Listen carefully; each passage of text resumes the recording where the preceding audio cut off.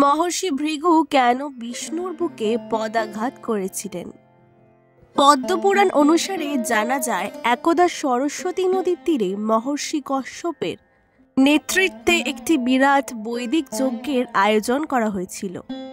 পুষ্পিত নদী তীরে নানা রকম উপাচার দিয়ে এবং দূর দূরান্ত থেকে আগত মুনি ঋষিদের নিয়ে শুরু হলো যজ্ঞ। বৈদিক মন্ত্রোচ্চারণে এক ঐশ্বরিক আবহ তৈরি হলো চারিদিকে।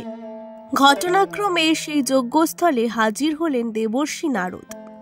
ভগবান বিষ্ণুর মহাভক্ত দেবর্ষি নারদের আগমনে সমস্ত মুনি ঋষিরা উল্লাসিত হয়ে তাকে স্বাগত জানালেন এবং সাদরে আসন গ্রহণ করার অনুরোধ জানালেন।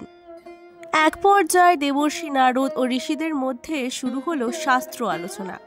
বেদাদি শাস্ত্রের বিভিন্ন বিষয় আলোচনা চলাকালীন সময়ে নারদ প্রশ্ন করলেন, এই যে যজ্ঞানুষ্ঠানটি সম্পাদিত হচ্ছে, এতে আসলে কে সন্তুষ্ট হবেন?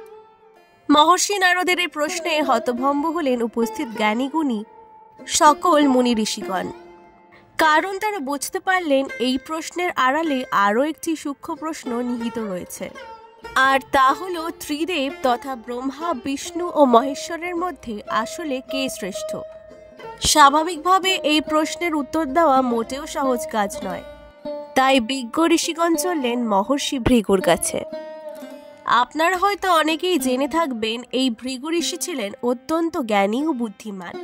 তিনি একাধারে সপ্তর্ষিদের একজন, জ্যোতিষশাস্ত্রে অসামান্য জ্ঞানের অধিকারী, ভার্গব বংশের প্রতিষ্ঠাতা, প্রজাপতি ব্রহ্মার সন্তান এবং ভৃগু সংহিতা গ্রন্থের প্রণেতা। এ সকল কারণে যজ্ঞরত ঋষিগণ মহর্ষি ভৃগুকে বেছে নিলেন তাদের প্রশ্নের উত্তর খোঁজার জন্য। সিদ্ধান্ত হল, ভৃগু ঋষি সত্যগুণের আলোকে ব্রহ্মা, বিষ্ণু ও মহেশ্বরের মধ্যে কে শ্রেষ্ঠ তা বিচার করবেন। তো ত্রিদেবের পরীক্ষা নেওয়ার জন্য মহর্ষি ভৃগু প্রথমেই গেলেন তার পিতা ব্রহ্মার কাছে। ভগবান ব্রহ্মা তখন ধ্যানস্থ অবস্থায় তার চার মুখ দিয়ে 4টি বেদ পাঠ করে চলেছেন। এরপর ভৃগু ঋষি তার পিতাকে কোনো প্রকার সম্মান না দিয়ে তার ধ্যান ভঙ্গ করলেন। ব্রহ্মা তার মানসপুত্রের এমন আচরণ দেখে কিছুটা বিস্মিত হলেন। বললেন, হে পুত্র, আমার নিকটে তোমার আগমনের অভিপ্রায় নিবেদন করো। ভৃগু ঋষি বললেন, হে পিতা, আমি একজন ঋষি, কিন্তু আপনার লোকে এসে আমি কোনো সম্মান প্রাপ্ত হলাম না। এতে আমি অসম্মানিত বোধ করছি। পুত্রের এমন স্পর্ধা দেখে ক্রুদ্ধ হলেন ব্রহ্মা। বললেন, মূর্খ ভৃগু, আমার পুত্র হয়ে আমার আলোয় এসে আমার কাছে সম্মান প্রাপ্তির কথা বলছো? আমি তোমাকে অভিশাপ দেব। ভৃগুমুনি তৎক্ষণাৎ স্তব করে ক্রোধ শান্ত করলেন প্রজাপতি ব্রহ্মার। তিনি তার পুত্র হওয়ার সুবাদে ক্ষমা প্রার্থনা করলেন ব্রহ্মার কাছে। প্রজাপতি ব্রহ্মাও তাকে নিজের পুত্র বিবেচনা করে তাকে অভিশাপ দেওয়া থেকে বিরত থাকলেন। তবে তাকে এই বলে সতর্ক করলেন যে ভবিষ্যতে যদি এই ঘটনার পুনরাবৃত্তি ঘটে তাহলে তিনি তাকে অবশ্যই অভিশাপ দেবেন।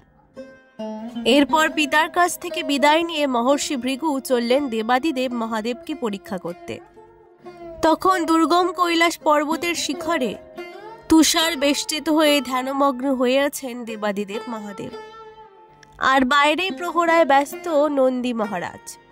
ভৃগু ঋষি নন্দী মহারাজকে বললেন তার দেবাদিদেবের সাথে সাক্ষাতের অভিপ্রায়, কিন্তু আপত্তি করলেন নন্দী মহারাজ।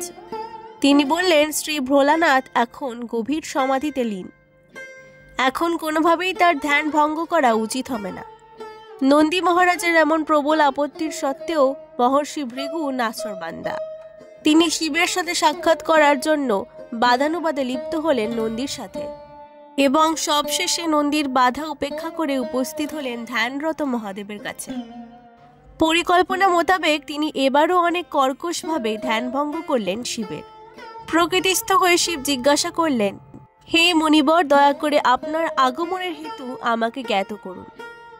উত্তরে আরো কর্কশভাবে ভৃগু ঋষি বললেন, হে মহাদেব, আমি শুনেছি আপনার দরজা নাকি সকল মুনি ঋষিদের জন্য সর্বক্ষণ খোলা, কিন্তু আজ আমি আপনার কাছে আসার সময় নন্দী মহারাজ কর্তৃক কি আমাকে বাধা দেওয়া হয়নি?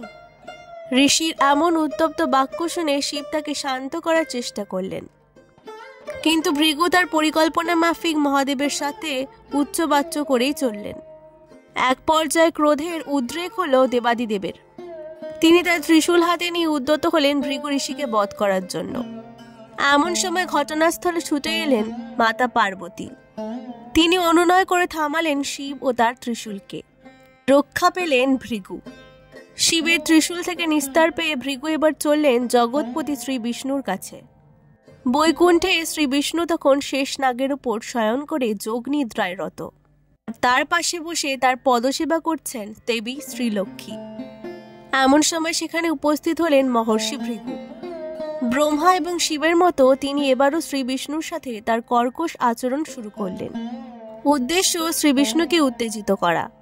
কিন্তু বহুক্ষণ চেষ্টা করেও তিনি শ্রী বিষ্ণুর মনোযোগ আকর্ষণ করতে পারলেন না।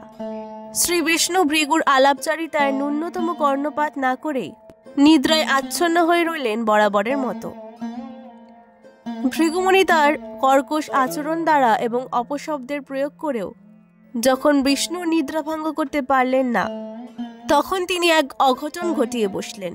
অঘটনটি হচ্ছে তিনি ঘুমন্ত শ্রী বিষ্ণুর বুকে প্রবলভাবে পদাঘাত করেন এবং তার যোগনিদ্রা ভঙ্গ করার চেষ্টা করেন। শ্রী বিষ্ণুর বুকে লক্ষ্মীর আবাস। ভৃগুমুনি সেখানে সজোরে পদাঘাত করায় ঘুম ভাঙল শ্রী বিষ্ণুর। ভৃগুমুনি ভাবলেন এবার হয়তো তার আর রক্ষা নেই, কারণ তিনি লক্ষ্মীপতির বক্ষে পদচিহ্ন এঁকে দিয়েছেন। কিন্তু নিদ্রা ভঙ্গ হওয়ার পরেও নারায়ণ নির্বিকার। তিনি ভৃগুমুনির পা ধরে কোমলভাবে হাত বোলাতে বোলাতে বললেন, হে মুনিবর, আমার বক্ষে পদাঘাত করার ফলে আপনি যদি আপনার পায়ে পীড়া বা ব্যথা অনুভব করে থাকেন, তাহলে আমি দুঃখিত। উল্লেখ্য, ভৃগুমুনির পায়ে তার একটি তৃতীয় নয়ন ছিল। এই নয়ন মূলত ক্রোধ, হিংসা, অহংকার ও অধর্মের প্রতীক। শ্রী বিষ্ণু মুনির পায়ে হাত বোলাতে বোলাতে সেই চক্ষুতে আলতো একটি চাপ প্রয়োগ করলেন। ফলে অহংকার নাশ হল ভৃগুমুনির।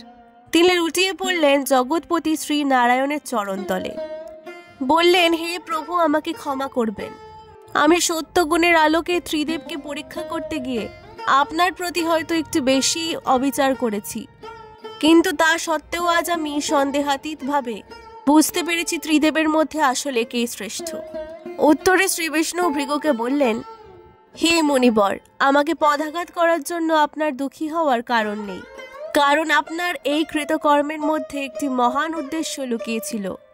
আমি আপনাকে কথা দিচ্ছি, আজ থেকে আমার বুকের যেখানে আপনি পদাঘাত করেছেন, সেখানে আমি সারা জীবন আপনার পদচিহ্ন বহন করব। সেই থেকে শ্রী বিষ্ণুর বুকে ভৃগুমুনির পদচিহ্ন আঁকা রয়েছে। আপনারা অনেকেই হয়তো খেয়াল করে থাকবেন, শ্রীকৃষ্ণ বা গোপালের বিগ্রহতে অনেক সময় একটি ছোট্ট পায়ের চিহ্ন দেখতে পাওয়া যায়। এটি আসলে সেই মহর্ষি ভৃগুরই পায়ের চিহ্ন। বন্ধুরা, আজকের ভিডিওটি ভালো লাগলে অবশ্যই পুরাণ গল্পকথাকে সাবস্ক্রাইব করে দেবে আরও নতুন নতুন ভিডিওর জন্য।